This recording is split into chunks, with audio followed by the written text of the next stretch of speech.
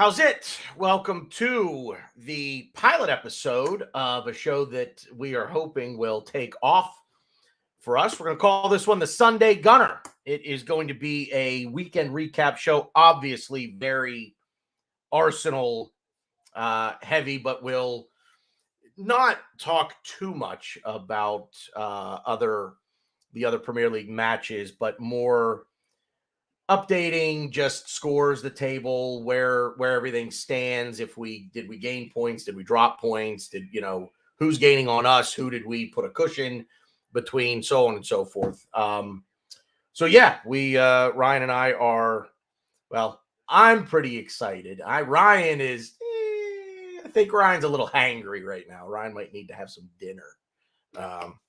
But anyway, funny enough, I did just eat, so no, I'm just angry. Oh, okay. Well, I'll just go fuck myself then. But anyway, yeah. So let's get into it. The Sunday Gunner. Here we go.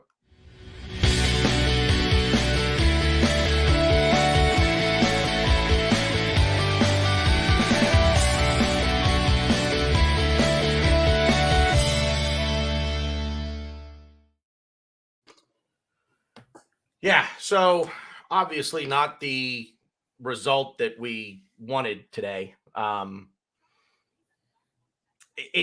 This is going to be tough because the longer that we go without dropping points, the harder it becomes when we do finally drop them. And I think that is a problem that a lot of Arsenal fans are having right now. I think the world is not crumbling, the world is not falling. We are still. It feels like it is. And again, it's because it's dropping points. It's the nature of what it is. It's going to feel that way because we've gone so long without doing it. To me, that's just my opinion. I just hate getting fucked and bent over by a supposed impartial person that's supposed to oversee the game and rule it in a fair and just way.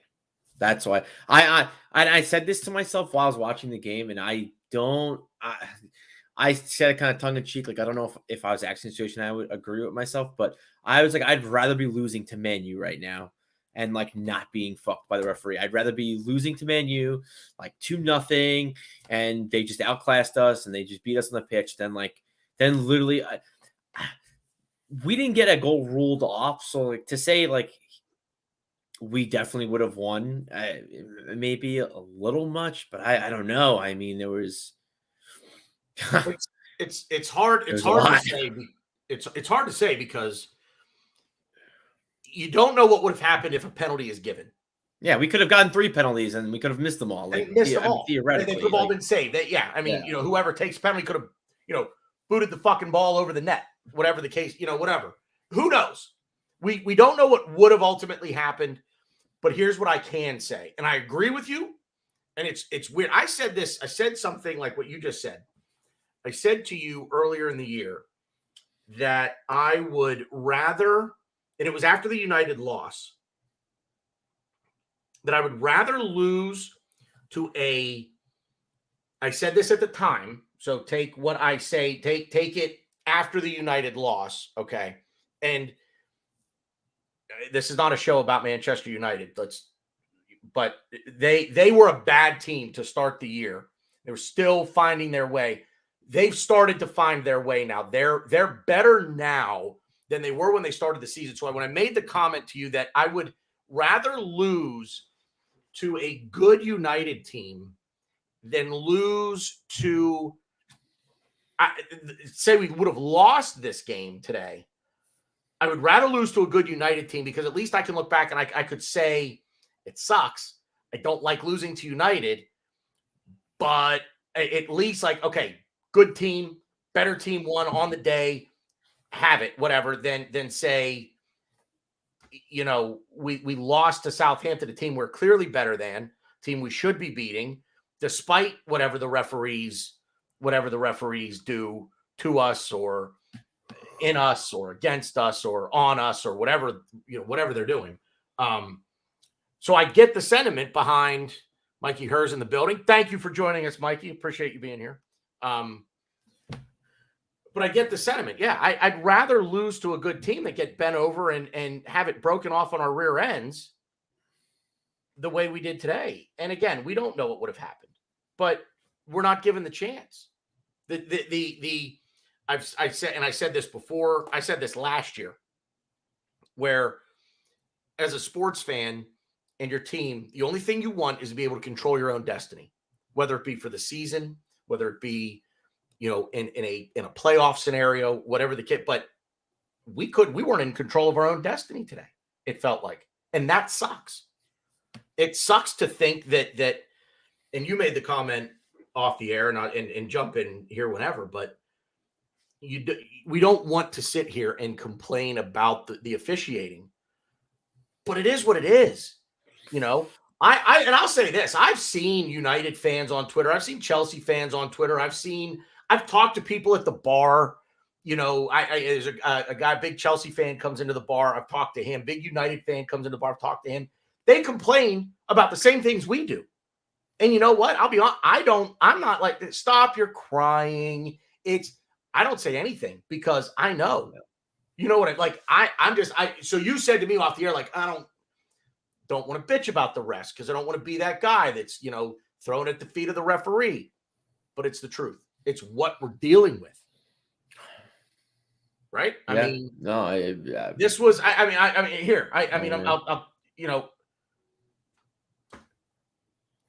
which time was what time? Which I don't know which time that was. He did it 3 or 4 different times. This was I think it was one in the first half, and I think the others were in the second. This is definitely the first half. But someone somewhere explained to me. Dude, I'll be honest with you. Just as far as the referees and all this shit go, I mean it when I say this. I'm conspiracy theory 101 right now. With someone somewhere needs to open an independent investigation into the Premier League referees and figure out what the hell is going on. Guy that on Twitter, it's at Highbury High, goes by the Score guy. You've seen him in GIFs. You've seen him he was on TV. Score guy. I love that guy. Guys, awesome. With the glasses. What game? It wasn't. I think it was PSV when we were home. I literally said to myself, I think I actually wrote it in my notes in the PSV game. I think I know more about this guy than my own uncles and aunts because I'm so invested in Arsenal, and I see him. To be fair, I see him more than some of my aunts and uncles. So it's crazy. That guy is the man. That guy is the man, though. But yeah. But and nice guy. We've interacted briefly on Twitter. Seems like a genuinely good dude. But anyway, he made a comment. And I totally lost my train of thought with this. It was. He's a Score guy. I can't remember where the hell I was going. Well, you think about that, and I was gonna say something very similar to what Mike said. We're known to shoot ourselves in the foot, and we're known to do stupid things, and we're known to lose points, and I get that. I totally understand that, but it's pretty bad. But I felt the point though. I guess in our case, 2 points. I feel like 2 points were taken away from us, not by Southampton. And it's two teams play on the field but I felt like the ref got 2 points and we each got 1. I don't know. I hate being that guy. I hate being the conspiracy theorist, but it was just I just felt like and so some context for some of the listeners, I texted Tanner, I went to work, so I watched the game on replay, watching the game, and I don't even remember what I texted you, but you said something along the lines, I can't wait to talk to you later. Oh, you just said you were watching the game. You got caught up in work. Yeah. That's all you said. So you go, can't wait to talk to you later. And I said, oh no, what happens? Oh, no. I think I said that as the Saka yellow card came out. Or no. I saw the text and I was like, okay. I was in one ear, not the other. I saw the Saka yellow card and I'm like, what the fuck else happens? Is literally what I said. I'm like, oh no, here we go. Why can't we just score this goal in the 11th minute and just nothing else happens? It could be a fucking most boring game ever. And just that's it. Right off into the sunset. 3 points, 1-0 to the Arsenal, which, By the way, I know this is gonna sound very new age of me, and I'll get a lot of shit for it, but like, I'm not a huge fan of 1-0 the Arsenal, champ, because I don't want to win 1-0. I want to win fucking 5-0. 1-0 the Arsenal. Yeah, great. That was the thing back in the day. I get it, but we're now in the day where I'm like, I want to win by more than 1-0. Like, I want to. It's okay. So thank you, Mike. That makes me feel actually a lot better hearing rival fans tweet about how bad the ref was. And to be fair, like, there were a few instances where was it Gabriel? I don't remember who it was. I Saliba did it once, maybe Gabriel too, but we were doing the same thing. The last like 20 minutes of the game, we were putting our arms around who was their left winger that with the like a little bit of a fro. We were doing the kid they brought on, the Edozie, the kid they brought on from City, yeah. We were doing it to him too, and I'm like, you know what, like, and the ref was like right there, not doing it. I'm like, all right, well, I guess you're not just gonna call that. That's fine. So I saw a quote from Ben White, and I should have saved it, and I thought about saving it, and I should have, and I didn't. But I saw a quote from Ben White, so I'm paraphrasing because I don't remember it exactly. This is not a direct quote, paraphrasing, but he basically was asked about their center backs putting their hands on Gabriel Jesus, and he said every center back does it. Theirs weren't doing anything any different than any other center backs do. He said our center backs do it. And then he was asked if he thought we were bullied today, and he said he doesn't know where Arsenal have been bullied. Wait, Ben White said that. Ben White said that. I saw the interview. It was actually kind of funny because I didn't hear the first part. I just heard the guy go, "Oh, so like, yeah, it's just talking about bullying." And Ben like, "Bullied? We weren't bullied." And like, I think Ben White said that as like they out physicaled us and like manhandled us, which they did, but in my opinion, they did it illegally. But like, I don't think it. Southampton is a love child of Stoke and Burnley. You know, it sucks. But to be fair, and I'm going to put a little respect on Southampton, but it was just it was their two center backs. That was really it. Like the other guys, you know, Armstrong or either Armstrong, Diallo. Yeah, they were rough, but they had fine. But the two center backs just the work. Like they both shouldn't have been on the pitch. Yeah. And I think what got me mad, and I was like, I don't want a podcast. When I texted you, I was like, I don't want to do a show tonight, was when I saw, I'm not going to drop a C-bomb here, but whatever the Luchadero, whatever the fuck his name, the Brazilian center back, when I saw him really celebrate this draw, I'm like, oh, I'm like, I saw him celebrate, and my brain was like, oh, we lost. Like it feels like a loss. I'll give you guys another story. So it's a bullshit story, but I play in my, I'm going to call it soccer because I play it in America. So I'm in a soccer league. I'm in 2 soccer leagues, and I'm in a pickup league where like doesn't really count. We just get together, light shirts versus dark shirts, whatever. It's just bullshit. We all joke around. We were playing pickup, I think it was yesterday or Thursday, and there's this one guy who I'm not the biggest fan of because he's not in charge of, like, we have like someone who's in charge of the game. He's not in charge of the game, but he makes himself in charge of the game, and then he'll yell at the guy that's actually in charge of the game, like, oh, take control, do that. And meanwhile, like, he doesn't need, the guy that's actually in charge doesn't need to take control. The dude, we'll just call him John.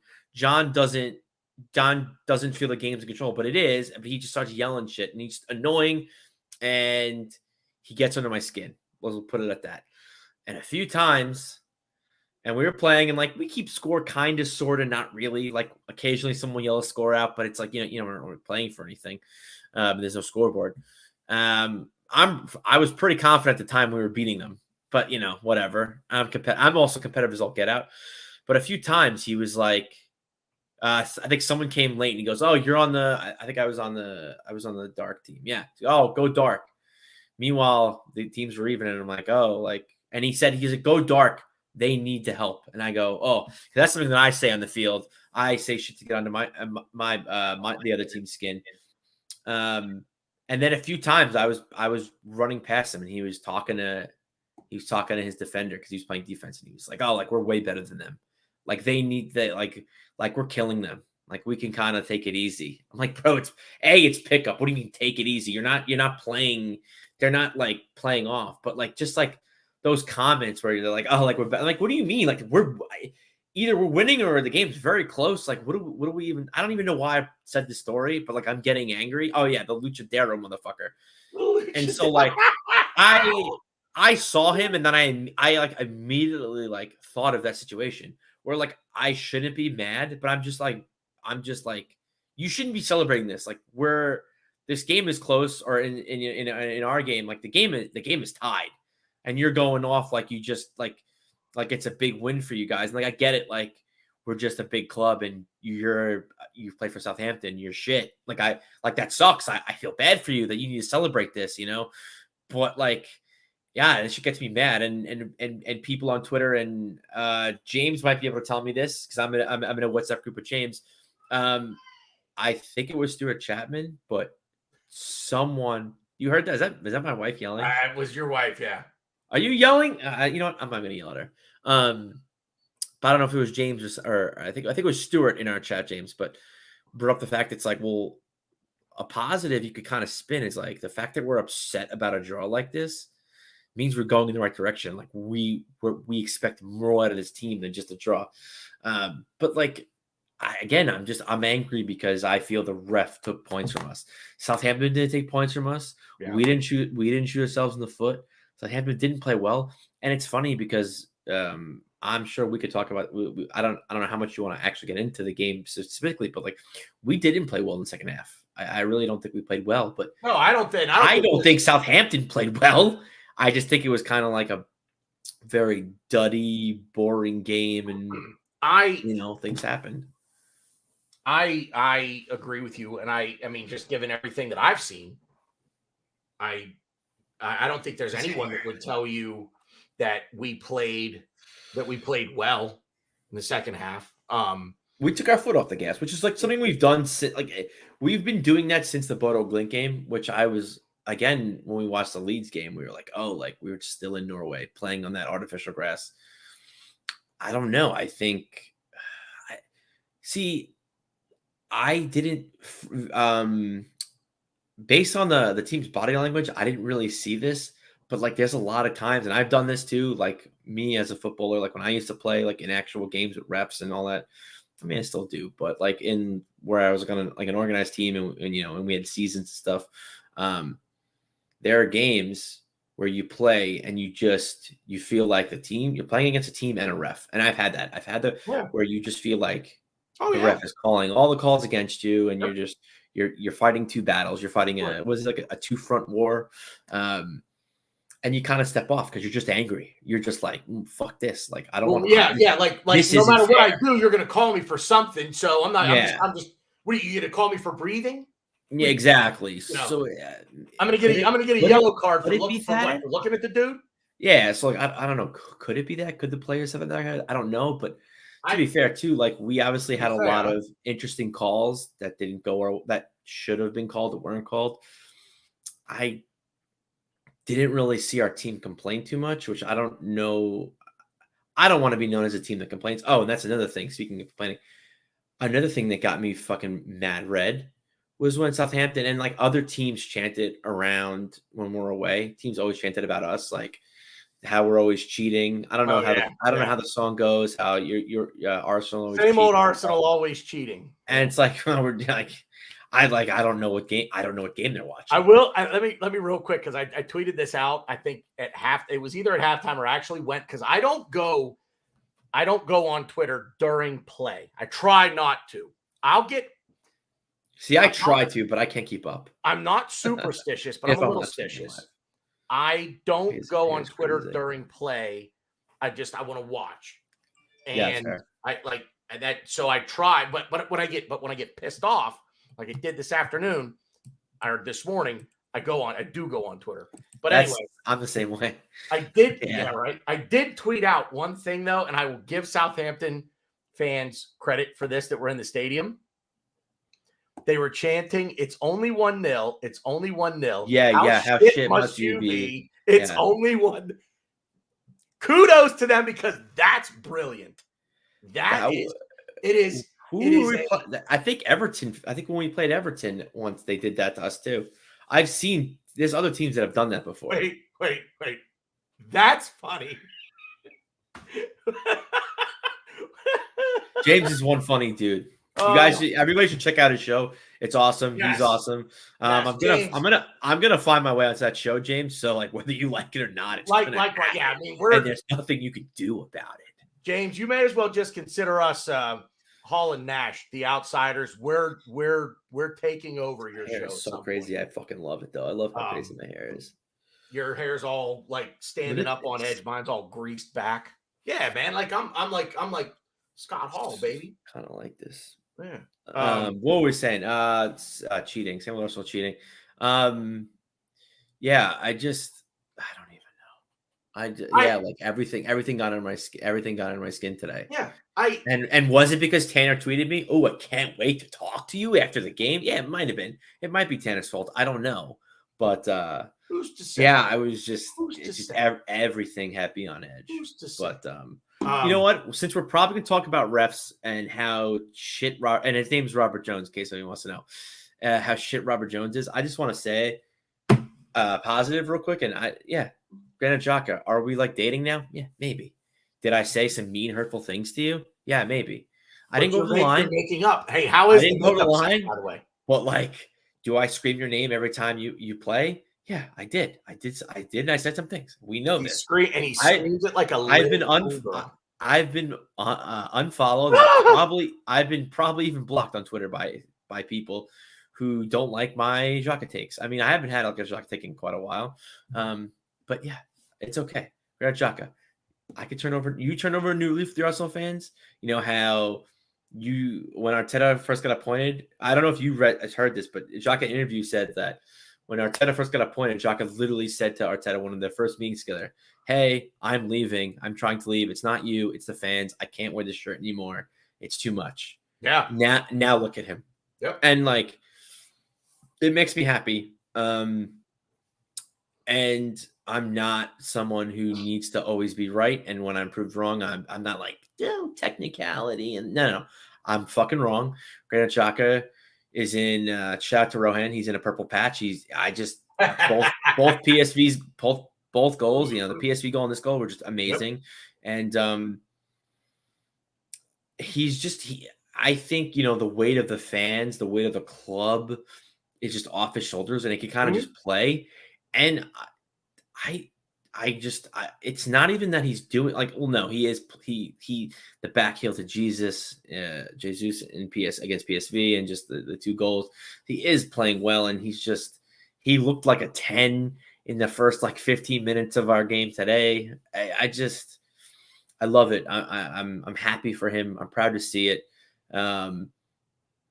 Because I want to when you support and you breathe a team that you're passionate about and you're madly in love with, you want to like all the players. You don't want to have the odd man out. You don't want to nobody wants a Mustafi or a Granit Xhaka on their team. Nobody does. And it's awesome. And he's playing so well and being Mikel Arteta's earpiece, being the leader on the pitch, is great. And I think it's going to help Odegaard. It's helping his team, and he's a huge part of the team.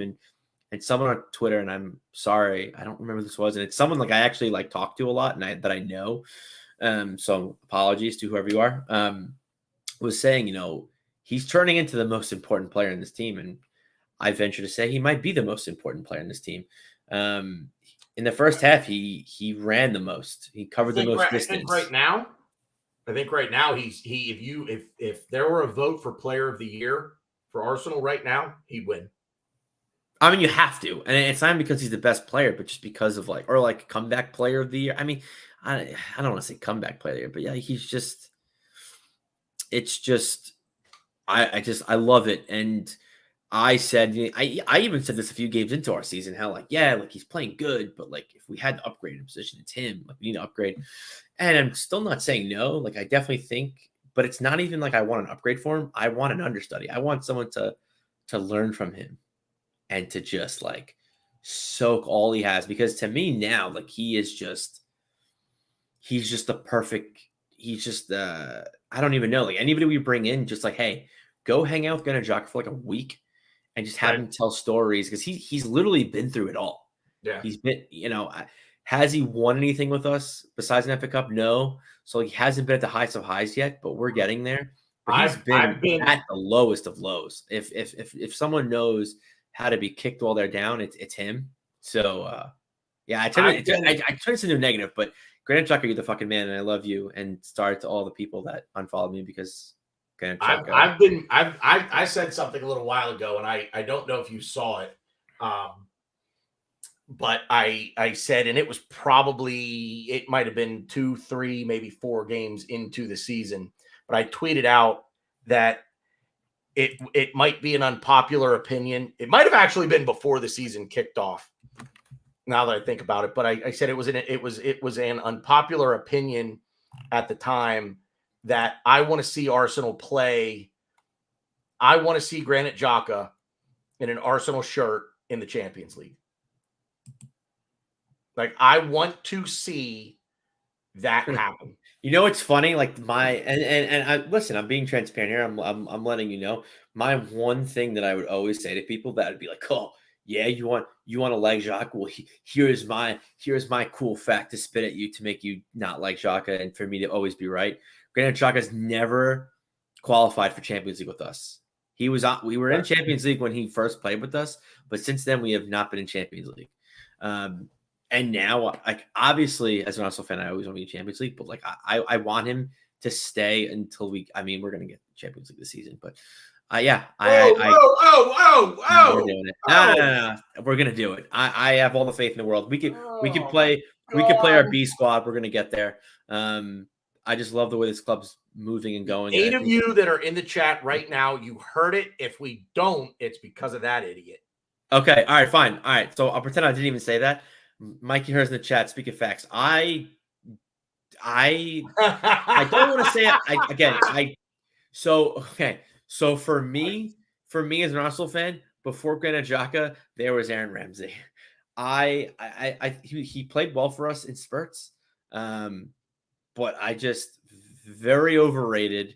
I don't understand what all the hype behind him is. He had a really good season for us, then he broke his leg, which was very unfortunate. But I never understood why Ramsey got all the hype. Maybe because he scored a lot of goals. He scored some meaningful goals, maybe. But he's always out of position. I'm an Aaron Ramsey guy, but it's because of something totally unrelated to football. Oh, when he scores, everyone dies? He has a beagle. Oh, well, okay. And that so that endears him to me because of the beagle thing. And there are pictures of him snuggling his dog, which just, the what little heart I do have, or artery clogged as it might be, my heart melts when I see that stuff. So Aaron Ramsey's always got a spot in my heart, just basically because of that. But that's the only reason why. But yeah, but anyways, I think if we can get Champions League, or if we can even I don't want to say get close to a title. Like I agree, Mike. Like I definitely think that he should. If there's a statue between Xhaka and Ramsey, like how is it not great? It's going to be. Oh, it would absolutely be great. And who is more anti-Xhaka than me? Well, was. Let me. I want to circle back to something that you had said earlier. So kind of back to the actual match itself. I'm going to throw something out there for everybody in the chat. Something that I think we're seeing right now in every game, in every sport, you have a team that looks to impose their will on their opponent. Sometimes you go into a match or a game and you are not that team. Today, that was Southampton. Southampton knew they were not going to impose their style, what they wanted to do. They were not going to impose it on us.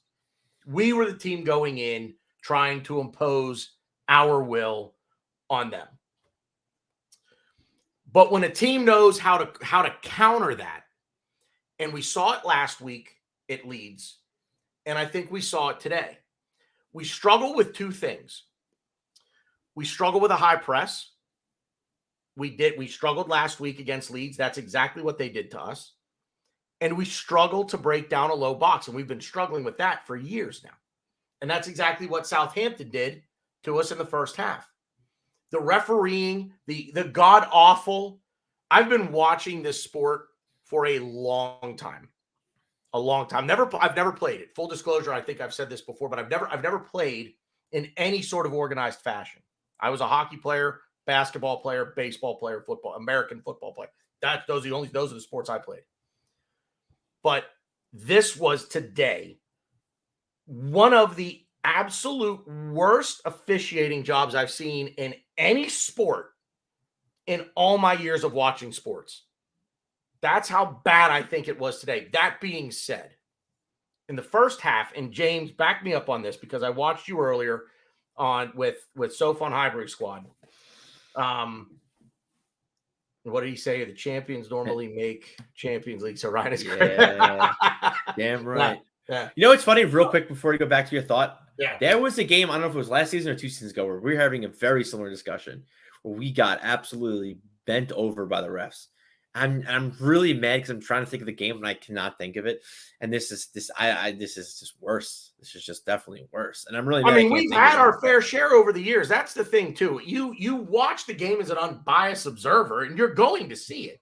You're going to question. You're going to scratch your head and say, how make that make sense? Anyway, we didn't finish chances today. I asked you earlier on the phone when we were talking, we've got 100% blame to dish out. How are we divvying up blame? To the refs, to ourselves.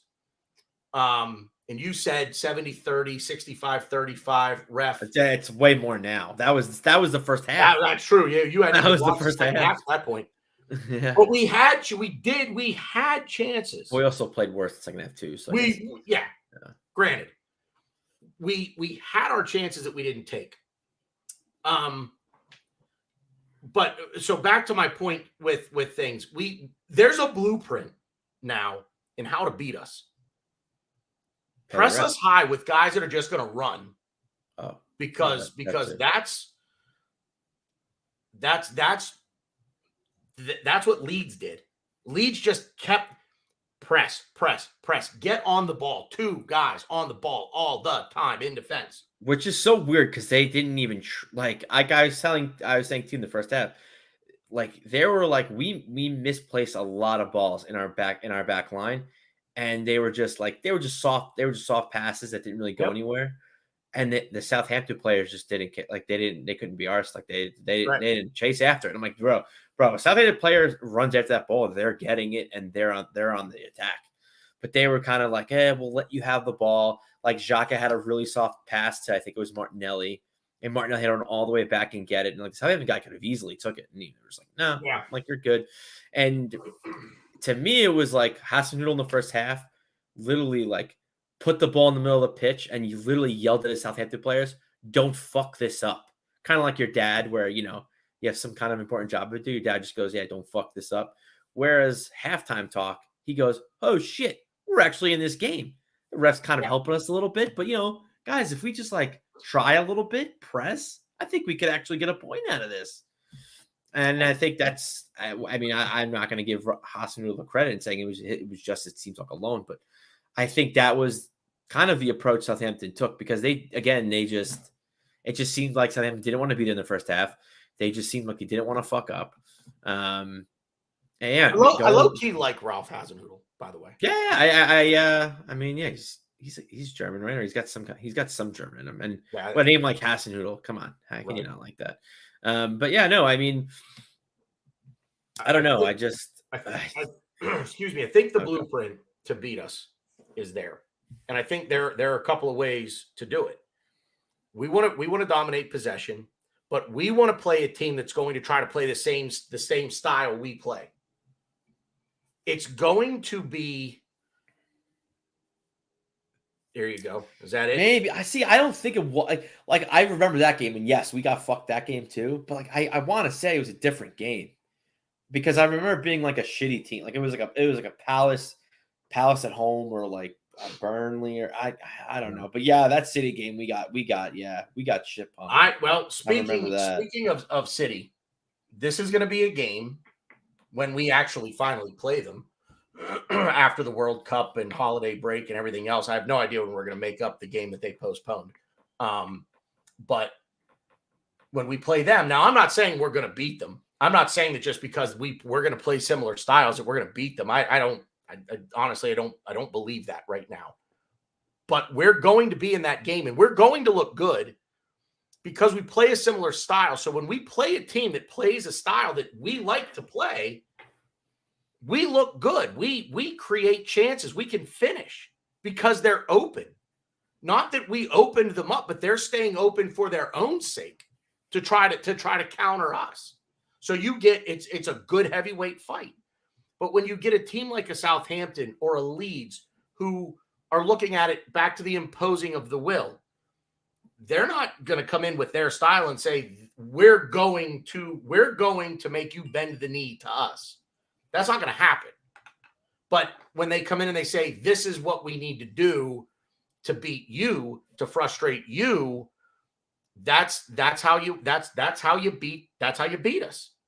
And Leeds almost did it last week with the high press and just constantly attacking the ball. And what it is last week was pressure. Oh no, what do I do? Oh no, what do we do? Don't look now, but I lost my shoe. You know what I'm saying? No. It popped into my head. I don't know. Just go with it. Yeah. But today was almost the polar opposite today of what it was last week. Last week, high press, a lot of pressure on the ball, forcing us into making, bad passes, bad touches, whatever the case may be. Today was almost no pressure until the second half. No pressure. What do? We're back to this today. We were back in the first half today and in the second half, quite frankly. We're back to that. It's the meme with the stick drawing of the person holding the stick, poking at something, saying, do something. Come on, do something. Yeah. Come on, dude. That's what we're like on the ball. Like I'm watching Ramsdale with the ball, trying to distribute the ball, and he's like, does somebody want to move? Somebody do something. Somebody move. I mean, too much standing around. Now, are we tired? Could be. We'll get into a little bit of, we talked about it. When was the last show we did? Thursday? I think we talked a little bit about Arteta and his substitutions and rotation and shit like that. Saka's tired. Saka looks It's funny. I agree with you. I saw a lot of tweets that said the opposite. I think a lot of tweets said like we did our subs too early today, which I don't know. I didn't have a problem with the subs either way. The only thing I will say is I'm really Eddie Nketiah is growing on me. And a lot of people said how ineffective he was and how we should have kept Martin. And this is kind of going to the tweet. Yeah, maybe. Yeah. There's so many things. Tomiyasu got stepped on it against Everton. Maybe that was the game because I know Tomiyasu got stepped on it. I think it was Everton. That might have been but anyways, now I lost my train of thought. What was I saying? Tomiyasu. Oh, Eddie Nketiah. Thank you, Tomiyasu. Yeah, everyone said how ineffective Eddie was, and all this that. I think I couldn't disagree with people more. I think he was so effective. He was a menace. He should have gotten Lucha Libre sent off. And that's another thing too. He clearly swung his head to headbutt Eddie. Not even he got a yellow, I guess, but nothing happened. Not even a VAR check. But yet you have, love you, Mike, my favorite cheateroo. Thanks, Mike. The only cheateroo. But then you have I was talking on the phone and I forgot the person's name, but I know Mitrovic got, where he got headbutted. Who the fuck was it? Whatever. I'm sure someone in the chat will pop it up. But Mitrovic didn't get touched in the head. But it's It's just I don't know. I just think Eddie Nketiah is just that little brother who's just a menace, and he was kind of that annoying little brother where you're like, your parents are like, come on, let Eddie play, give him a controller, but like he wouldn't have it plugged in. So like he thought he was playing with you, but he really wasn't. But then Arteta's like, hey, like no, like I actually want you. I'm going to plug your controller in, and I really want you to be a force here. And dude, he's just a little asshole, and I love it because that's why I still hold Guendouzi, dear to my heart. But we kind of need that. And Eddie came on and he riled Southampton up, which is funny because Southampton riled us up, and we thought the refs would help us out. They didn't, and we kind of didn't retaliate. Not that to saying retaliating is good; it's not good because we could have obviously got carded had we retaliated. But Eddie was kind of grabbing his shirt, doing this, doing that. But that's what we need, someone who's just a menace, just like nicking at your heels, just nicking at you. And that's like that little brother. And now that he's here and he has his controller plugged in, I'm excited because I think, do I think he should start over Martinelli? No. But like you need that. And like we bring him on against Southampton. We bring him on like in a Europa League game. We bring him on against like maybe Nottingham Forest next week. He's going to be an issue. He's going to be a problem. He's going to get the back four riled, or anybody on the opposing team. He's going to get them riled up. And I think that's something that, is very undervalued, underappreciated, especially in the Premier League. I think even today, I think it was undervalued because the ref wasn't going to do anything. The ref hasn't done anything all game. Why is he going to start now? The amount of shirt pulling from both sides was insane. How like no one got yellows for it, but yeah. I just want to give a shout out to Eddie because I thought he was very effective, and he should have single-handedly got a player sent off when to be fair, that player shouldn't have been on the pitch probably anyway. To be fair. But yeah,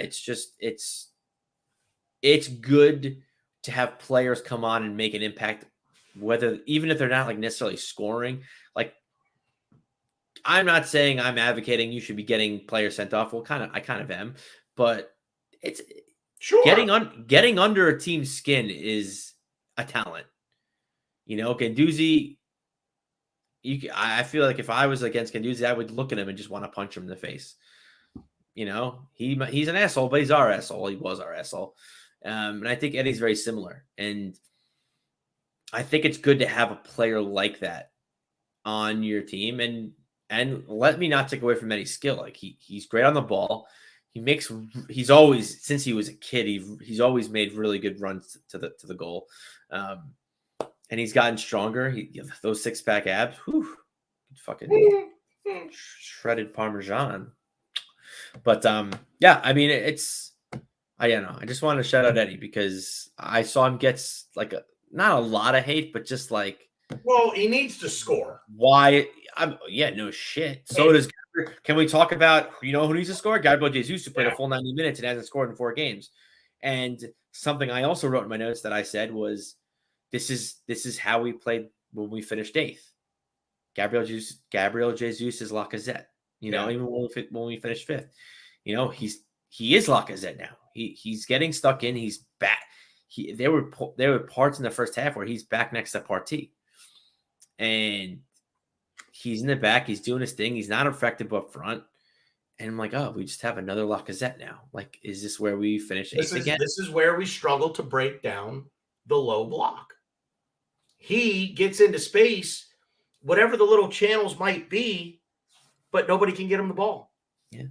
And also, shout out to Big Scunner. Basketball is a fantastic movie. Steve Perry.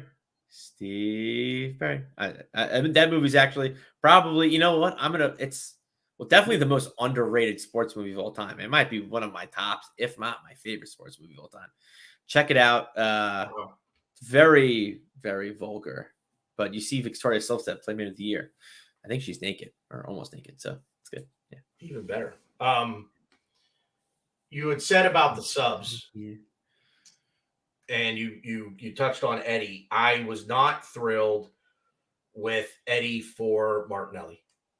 I thought Eddie should have. No, yeah, I was surprised because Martinelli was really getting at him, and yeah. I was like, Martinelli is the kind of guy that I'm failing right now. We talked about because he did it on Thursday. I'm failing to see the reasoning behind taking off Martinelli and keeping Eddie and Gabriel Jesus on the pitch at the same time. I feel like I said it Thursday. I feel like Gabriel Jesus is going to be better out wide than Eddie is. So if you're going to make that change, then move Gabriel Jesus out wide, put Eddie in the middle, and go at it that way. And I'll be honest with you.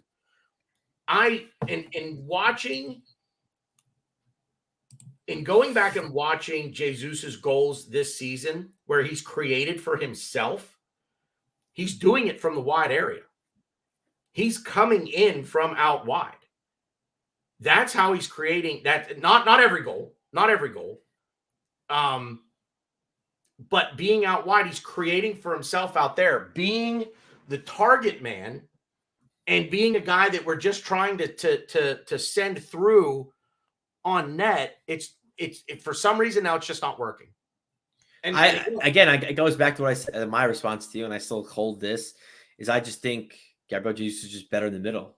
So it's like, well, do you care who's better on the left or in the middle? Like, I'd rather have Gabriel Jesus in the middle than Eddie, because again, it goes back to Gabriel Jesus. Oh, maybe Gabriel Jesus.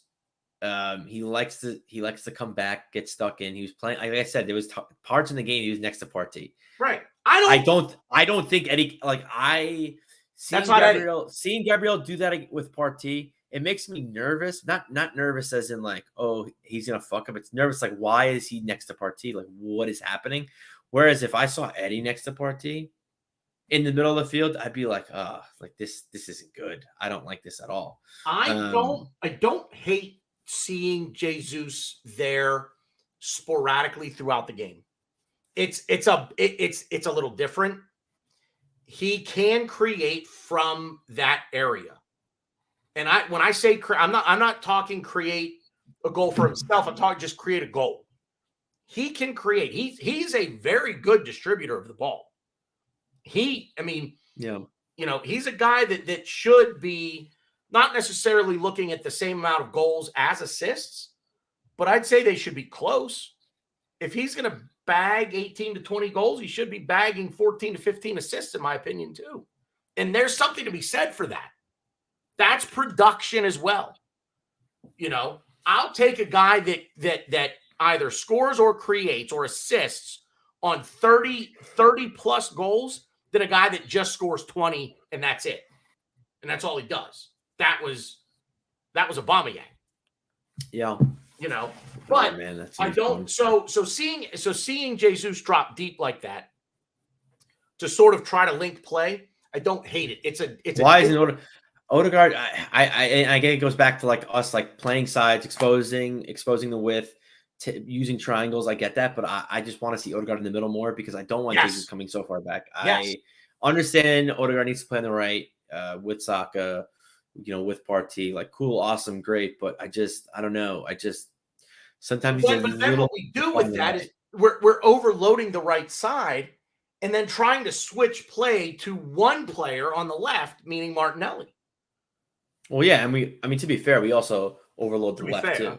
Yeah, we overload the left with Thomas Partey, Granit Xhaka, not Thomas Partey, excuse me. Xhaka, Granit Xhaka, Kieran Tierney, or Tomiyasu, and Martinelli. So it's like we like to play the triangles. We like to go up the pitch, play the triangles, and then work our way in and give the ball to Gabriel Jesus, which again, I don't hate it.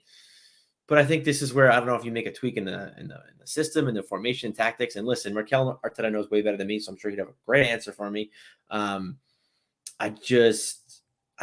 don't like seeing someone who I guess maybe because I just think of Lacazette, but I just don't want to see Jesus in these situations because like he hasn't scored since the Northampton Derby. Yeah. So he needs to get in those positions and score. Like if he's scoring goals and he's creating and he's doing everything he's got to do and he has like an assist, a goal a game or something like that, yeah, drop deep all you want. I don't care. Because if you could produce that moment of magic where you're scoring a goal, just one goal, I'm asking for a hat trick every fucking game. I'm not asking if you should have, what does he have, like 16, 17 goals, Haaland already? I'm not asking you to have all that, but if if you're creating a goal a game, yeah, like I get that, but I think his confidence is just a goal a game. Not great. That's I mean when you say creative, I mean if you're talking goal or assist, yeah, that's 38. That's 38 goals created. That I mean, goal per. I'm talking just Premier League season. Yeah, but that's tremendous. That's one player doing that. That's unbelievable. I mean, who wouldn't sign up for that? And another thing that I want to just give Arsenal the credit for, and I think that's something that McKellar is doing really well with the team, and we have the players to do it. Is our front four, even and now Granit Xhaka and even Thomas Partey, we have the players that can create those moments of magic. Because to be fair, I see to be fair a lot. I notice, anyways. And you notice I'm saying it now after. I mean, you have, and every time I say that, I just think of Letterkenny. But that's why I'm doing it. Shout out Letterkenny. But yeah, no, with this team that we have now, we're creating those moments of magic at a great succession, and we're doing it a lot. And all you need is that one moment, it's something that I've always talked about, playing football for all my life. You could be getting just your ass kicked on the pitch. You could just be losing every duel. The other team has possession the whole time, and every time you get it back, you lose it again. But all you have to do is score one goal, and they don't score, and you win. Like the game is over, like you're declared the winner. And I think with this team, and now that we have like different, this pinwheel of death, we have different, Swiss Army knife, just different things for different occasions. You have Gabriel Jesus, you have Bukayo Saka, you have Gabriel Martinelli, Eddie Nketiah, or Granit Xhaka, Marquinhos and Vieira soon, I hope. All you need is that minute of magic, and like we saw today, a nice layoff to Ben White to Saka back to Ben White, puts it in, beautiful ball to Xhaka, and it's like, if we do that once a game, we're almost, that's it, and I think that we're doing that at, better than most teams. I mean, we're doing it better than every team except for Man City as far as goal creation and XG is concerned. But yeah, I just think that in doing that, we're already winning half the battle. Now, if everything else can just fall into place where, playing in the right positions, playing defensively when we need to play defensively, and not shooting ourselves in the own foot. I think today, just specifically today defensively, I think we switched off, especially for their goal.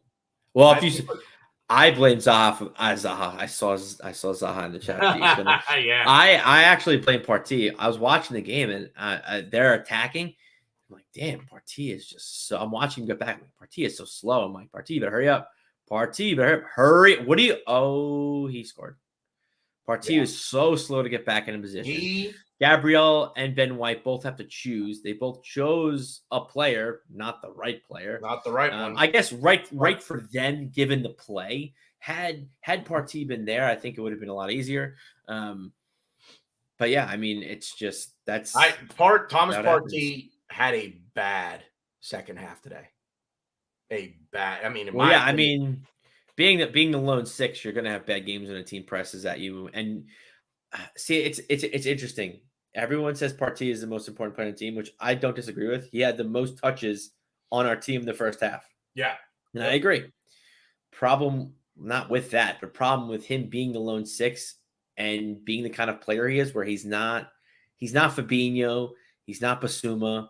He's not a player that's going to get stuck and play defensively and be that shield for the back four. Even though positionally he is, that's not what his job description is or I guess it's not his those aren't his football traits. It's not what he's best at. So like when a team like us play a high line and we lose the ball and are getting pressed, he's not someone I really want. You don't trust them to get back defensively and try to win the ball back. No, I don't. And he is good at it to an extent, but like in transitions like that,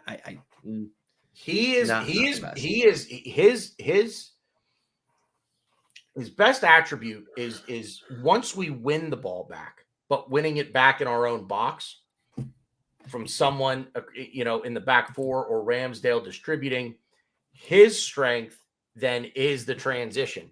His strength is taking the ball from the edge of the 18-yard box and transitioning it forward to Xhaka, to Odegaard, to Martinelli, whomever is up there that he can get the ball to. That's his strong suit. Drifting back into a defensive role, like you said, that shield in front of the back four, it's not his game. That's just not his game.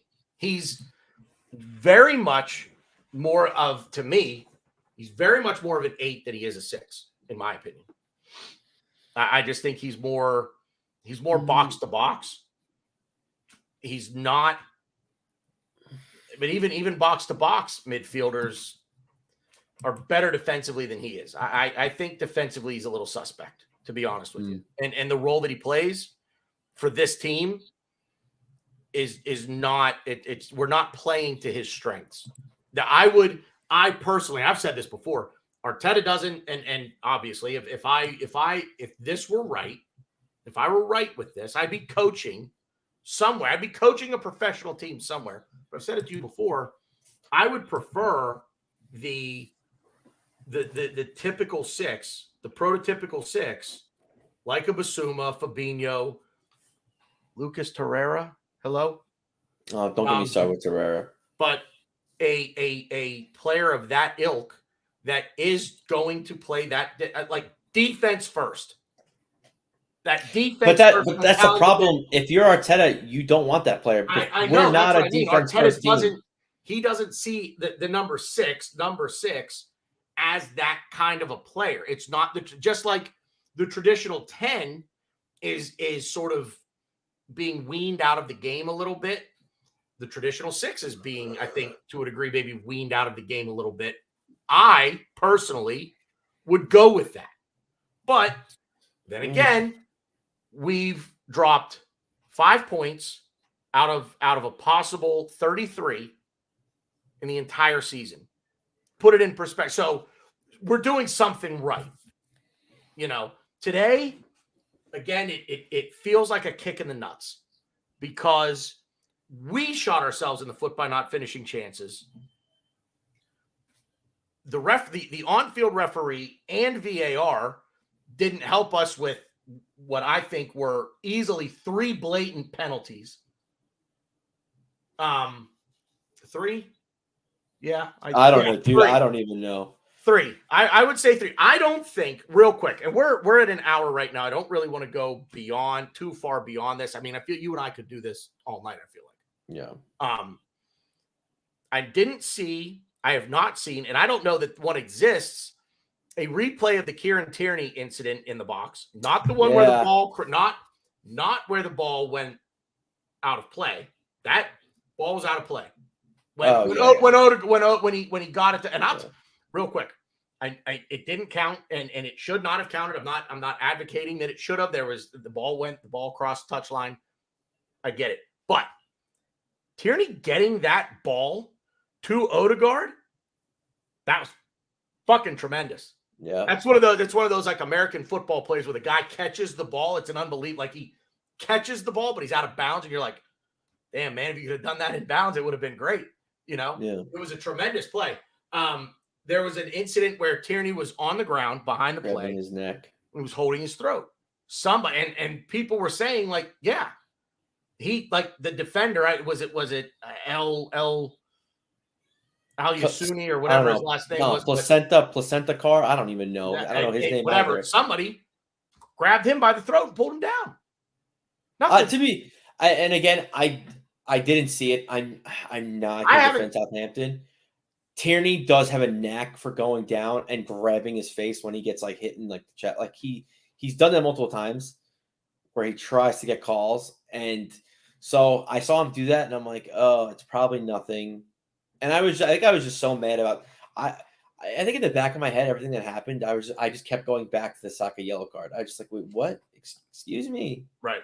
Like I get it. Like I'm not saying call a foul. I'm not saying call a foul there.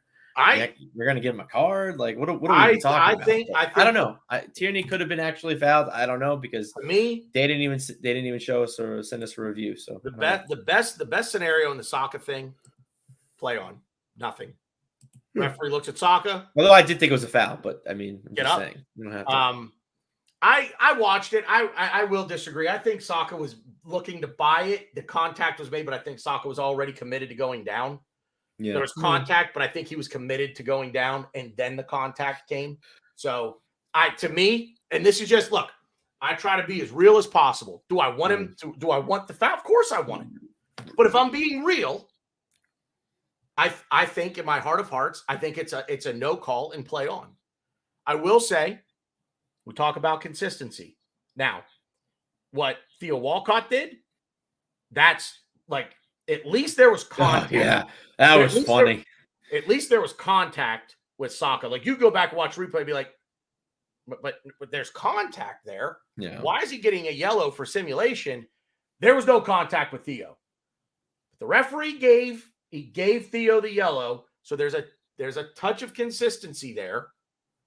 Albeit I don't think Saka should have gotten the yellow, and I absolutely think Theo should have gotten the yellow. But there were a lot. Suffice it to say that today is something we're going to chalk up to. We need to look at everybody roots and does their thing in their own way. We're not going to sit here and tell you to be a positivity merchant or a negativity merchant. You take things however you choose to take them. In the moment at 20 after 11 this morning, when the game was over and I'm stewing on this and I'm fuming over all of it, I'm pissed. It's 2 points dropped. That's the way that's in that moment. That's how I see it. I've calmed down. I enjoyed the nice weather today. Took care of a few things. I'm looking at it now, and I'm choosing to do this. I'm choosing to now look at it as a point gained on clubs below us. We dropped 2 points with City, but we've gained a point on the shitbags up the road. Gained a point on them. So they lost to Newcastle. It was funny. That cheered me up a little. I was like, oh, they lost. I was like, oh, okay. I'm going to tell you right now, they're not going away. Oh, Newcastle? No. It's going to be a big set. It's going to be a big 7 soon. It might already be a big 7. Newcastle are good. If they have a big January, like some folks are, I mean, and God bless them. They're not doing what City did. They're not looking at the Premier League and going, we're going to do whatever we want to do. They're actually trying to do it the right way and abide by the rules of financial fair play. City just go to the Premier League like, okay, we don't care about this. How much money do you want? We'll just give you that. And that's what they've done. Newcastle, their owners, who could buy the Premier League, the league. Yeah, no, they could. Like, I'm not talking by a club. They could take Manchester City and be like, "Who are you? You're nothing to me. You're a wart on the ball bag of a camel to me." That's all Manchester City's owners are to the owners of Newcastle.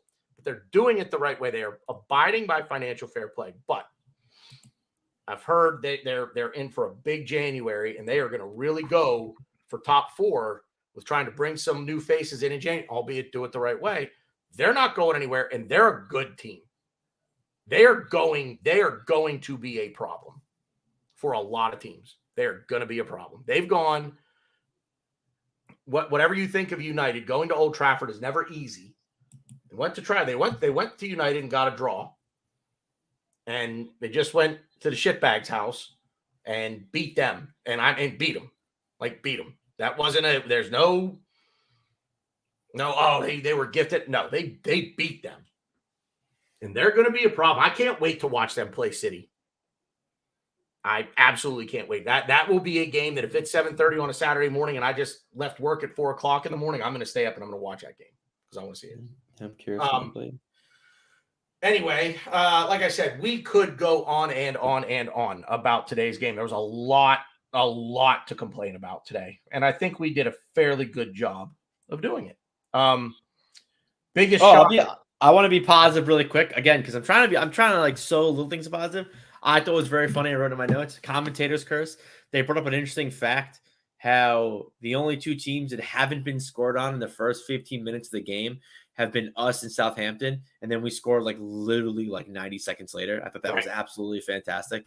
So shout out to the commentator's curse, still alive and strong. And Right. I mean, yeah, pretty much it. Cool. Biggest surprise of the weekend. We will briefly recap the action from the weekend. Nottingham Forest beating Liverpool. I woke up to that yesterday and I'm like, this has to be wrong. There's no way Forest did this. But again, Liverpool. Oh, yeah, that's right. City have played Newcastle already, by the way. Sorry to interrupt you. Yeah, I want to. They had the 3-3. I didn't watch. I want to see that. It was 3. I remember it was 3-1. I was leaving for work, and I'm like, "Holy shit!" Newcastle's beating them 3-1. Yeah. And then literally by the time I get to work, my wife texts me and goes, "You're not going to believe this. It's 3-3." And I'm like, "Oh no, I believe you. I fully believe it. Yeah, I believe you. No, I totally get that." Liverpool dropping 3 points. They fall to 8th after beating City last weekend. Everton beat Crystal Palace 3-0. That's a bit of a surprise. Palace is a weird team to figure out this year, man. I don't know what to make of them. I feel like they're better than what their record is. And Conor Gallagher. Oh no, Conor Gallagher's in Chelsea. No, he went back to he's back at Chelsea. I said this because I still love him.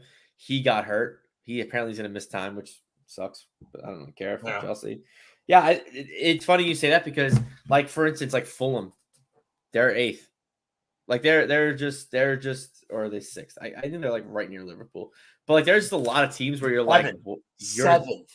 Yeah, 7th. I was like, you're where? You're where? Like just so many teams in so many spots that you're like if you were to tell me right now, like eyes closed, not looking at this, like tell me the order, I would. It's insane. Yeah, Fulham ahead of Liverpool. You have Brentford in 10th, which I didn't think. You know, you have Wolves being relegated with Nottingham Forest and Leeds. It's a very interesting table, and I get it. We're only 11 to 12 games in, so obviously it's going to change. But yeah, I think this season. I mean, again, we're very early on in the season. This table is so close. The difference between 11th Everton and Nottingham Forest in 20th, 4 points. So I mean, it's obviously. It's going to extrapolate. It's going to get bigger and wider. But you know what? I love the Premier League. Not for betting or gambling purposes. But yeah, there's just a lot going on. It's going to be fascinating to watch. Yeah, the way that this all plays out. I mean, yeah, Everton, a team that a lot of people said they're probably going to get relegated this year. Up in 11 again, it's a 4-point difference, but they're in 11th. You know, you look at a team. Shout out to Iwobi, their best player right now. He's killing it. Right. West Ham, 11 points. They're getting a point per game, and they play tomorrow, by the way. But they're lingering in 17th. And I thought some of the additions they made over the summer. I thought, sure, they're going for European football again. They're down there, but yeah, the table is Fulham in 7th. I thought Fulham would go back down again this year. I thought Forest, of the newly promoted teams, I thought Forest would be the team to stay up. Bournemouth, 13th. Crazy. Absolutely absent. To think how bad they've been. Bournemouth is sitting. I mean, again, you've got 3 teams on 13 points, 2 on 12, 2 on 11, 3 on 9. It's bonkers, man. Newcastle, by the way, with the win at the Toilet Bowl today, go up to 4th. They leapfrog Chelsea on goal difference. Level on points, but goal difference. Newcastle go above them. But yeah, we're still top of the league. We did gain a point. It's not ideal. You know, we want to keep the cushion as long as we can. But I will also say this, and this will kind of be my last thought for the show. Do not jump off a bridge when we lose, because we are going to lose. It's going to happen. Don't jump off a bridge. Do not go and play in traffic when City leapfrog us to the top of the table. It's most likely going to happen. They are a different animal. All right, we're a leopard and they're the lion right now. Like, we're both big cats and we can both, fuck shit up. But they're the kings of the jungle right now. Don't go nuts when it happens. Not according to the table. I get it. Top of the league. I said we are top of the league. Let's go. I I hate that chant because it's so early, but still. Yeah. But you get my point. Just level heads, ladies and gentlemen. Level heads will always. And I agree. Prevail. My issue, and I hope this is what other people are thinking, because this game, we didn't lose, we drew, but again, I feel like the game. You know what? I'm not even gonna say the points. The game was taken away from us. It's the way that we. And I just don't. I don't like that. I don't. Again, like you said, I want the game in our control. Whether Southampton takes it or they play better than us, like, that's fine. Like, I get that. It's still in our control. But the ref coming in, blowing his whistle, not blowing his whistle, that's out of our control. There's nothing we can do about that. And that's like very infuriating when stuff happens that you just can't control. Because we're on a good run. And like Daniel Shaw said, and I completely agree, I'm riding the wave. I'm excited. I'm happy. I'm happy just here with you talking Arsenal. It's just it's rough dealing with something you can't control. And again, I don't want to be that guy that just goes to Twitter, goes to social media and complains about it. Because I've seen other teams complain about like a lot of people are complaining about the Chelsea penalty yesterday. A lot of Man U fans. And it's like, well, and it's funny because that's kind of what happened to us. Yeah. The Matic pull. So it's it's funny because Mark Goldbridge, who, yes, he's a Man U fan, but he's very insightful. He's a great follower. And he's also very funny. He says that happens all the time in the Premier League. That shouldn't be a penalty. And it's like, well, yeah, but it's against the rules. Like, it's not it should be a penalty. You shouldn't be allowed to like bear hug somebody from the back. Like, I don't care what you're doing. It's just, so it's rough because, game calls like that, plays like that, completely change the outcome of the game. It's no disrespect to Southampton, but I don't really want to learn these guys' names. Luchadero, Placenta Carr. I know it's hyphen Carr. I don't remember what his first name is. Coliseum. He's Turkish, whatever. Yeah, he's Croatian. Is it Croatian? I have a sore spot for Croatians, but nonetheless I don't care. You can go get fucked bear hugging people and not even getting called for a foul, let alone get carded. I'm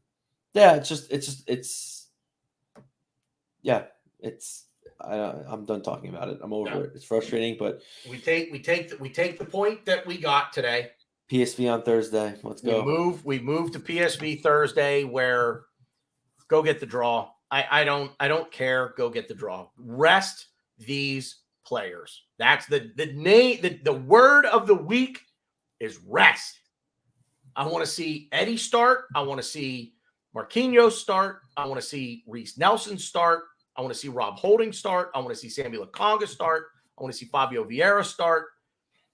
Granite Xhaka is just the Energizer Bunny, man. It's like, if his battery starts to die, just put a new battery in. And that's insane, too, because he's the most unathletic player in the Premier League, yet he has played every minute for us. And I love it. And he's going to keep doing it because there's just just runs. That's all he does. Yeah. But yeah. Again, I think we start weak, but we have a strong bench because at the end of the day, I do want to get something out of the PSV game because I literally win the want group. to play. I literally want to play our academy against Zurich. We had Chelsea. Yep. So and I saw people again. I saw people on Twitter. Oh, it doesn't matter. We qualify for the knockout. Let's just play the kids against PSV and Zurich. No. I want to win the league and literally play our U21 squad against Zurich. I want everybody. I want to see Walters. I want to see Butler or Doji. I want to see Matt Smith, FA Cup winning Matt Smith. I want to see. We have some European in goal who's actually playing not Carl Hein. He's playing for U21s. He's playing very well for us. Grads, I can't say his name. I know the guys. I just can't pronounce their names. Sargo. See, I can't pronounce the name. Sargo Jr. Amazing. None of these guys are probably even on the European squad, so none of them could probably even play. But literally, I don't want to see a starting 11 player start against Zurich. So to ensure that, we need to get a point against PSV. I want at least a point. But I want to see the guys. I want to see the guys who are the reserves go do the job. And they can. Yes, of course they can. Our B squad against PSV. The job. You have a job to do. Go do it and do it well. Do it well. Real quick, Daniel Shaw. None of us thought we would be top, but let's just ride the wave and not get upset when a loss happens. Key point here: none of us thought we would be top. Now, I reserve the right, and I know everybody else does. Circumstances within a season change. I was thinking about this the other day. Before the season started, we wanted top 4. And I said top 4 and a trophy. And I said the trophy probably has to be Europa League. Top 4 and a trophy. We're in line for both. But I think if your expectation now is winning the league, I think that might be a little folly. I think the expectation should stay at top 4. So again, like Daniel Shaw said, none of us thought we would be top. Right, let's ride the wave. The loss is going to come. We don't jump off a bridge. We don't run into oncoming traffic. None of this. We put our heads down. And when the loss comes, what they're going to do is they're going to put their heads down and they're going to work harder. And they're going to start a new winning streak. That's the goal. And I think Xhaka said that today, that they're disappointed with the loss. The work to getting the next win starts tomorrow morning. The next win hopefully comes Thursday. If not, Sunday against Forest. That's all I have. Thank you, everybody who watched us live. Thank you, everybody who's watching on replay if you lasted this long. New show, The Sunday Gunner. I can't guarantee a time on Sundays, but we will be here every Sunday, maybe a little later. Probably won't ever be earlier than 6 p.m., but it may be later, sometimes depending on work schedules. We do this for fun right now. We do have lives. So, but thank you to everyone who tuned in. Please share this on Twitter and any other social media you might be on. Try to generate some interest in the Sunday Gunner, a weekend recap show of Arsenal and the rest of the Premier League. Daniel Shaw, Mikey Hers, Russ Morgan, BX Gunner. Who did I miss? James Johnstone, I'd be remiss. Obviously, you were in there as well. Anybody else? Tayyib Hussein showed up in there. I think that might be it that we saw that commented. But yeah, give us a like, give us a dislike, interact with the show. Share this with your friends so they can watch on replay, and hopefully we can build up a new Sunday show for Ryan and I here. But once again, thank you everybody for watching. To be fair, we're out of here.